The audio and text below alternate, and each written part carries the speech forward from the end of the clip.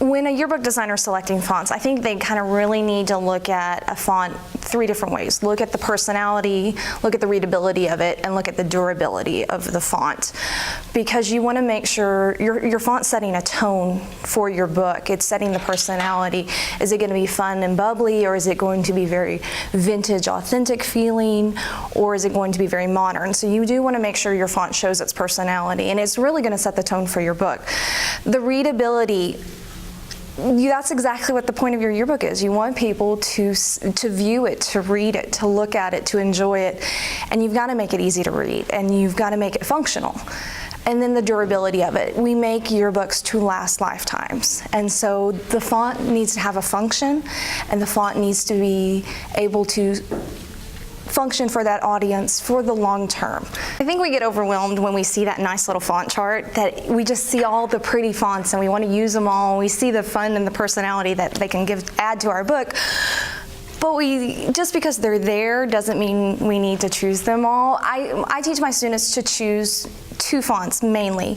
To one, look for a font family. Look for a font that has a typeface that has several fonts to it that they can really play with and use in their captions, their body copy, their headlines, and any other kind of functions that they need to have in the book.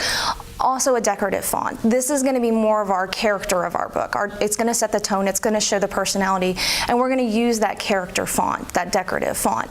We definitely set the tone of our book with the font. We use our typography to really show the personality of our book. With our 2013 yearbook, when the students really started brainstorming and talking about the theme concept, they were coming up with words like personal, authentic, vintage, very earthy. And the first place we looked for was in typography. We weren't even thinking of cool tools or graphics or colors. We were looking at the type that would really express that personality. I know with body copy, the rule everybody refers to is that you use a serif font for body copy. It's designed to be easy to read, it does have durability, it does have readability, it creates that impression of a line so your reader has something to follow.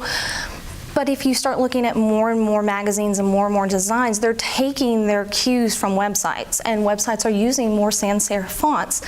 So I think the old way of thinking where it has to be a serif font is kind of going away, but you still need to use your fonts wisely. You need to try, if you find a font family you like, type it up into a large paragraph. Print it at 100%, put it on the wall, look at it for several days. Don't just make a split-second decision that this is the font we're going with. Really test it and see if it works. And you'll find that maybe that size 8 font really needs to be a size 10-point font, or different ways to play with it, maybe increase the leading, anything you can do to make that body copy both durable and readable, but also still stick with what you're going for in your book. I think yearbook staffers need, just like they become designers and photographers and wordsmiths and reporters, they really need to learn to craft fonts, learn to craft words together into designs, into graphics, into entry points into a page. And they need to learn terminology, they need to learn techniques, they need to learn all that goes into typography. They can't just say, ooh, this is a pretty font, let me use it. They really need to understand how that font is put together so they can practice things like weaving it together or creating some contrast with it, with a bold font typeface with a very narrow typeface or in italics. So I think there's a lot of things they can do with contrast, with color, with spacing to really set that font apart and make it something special.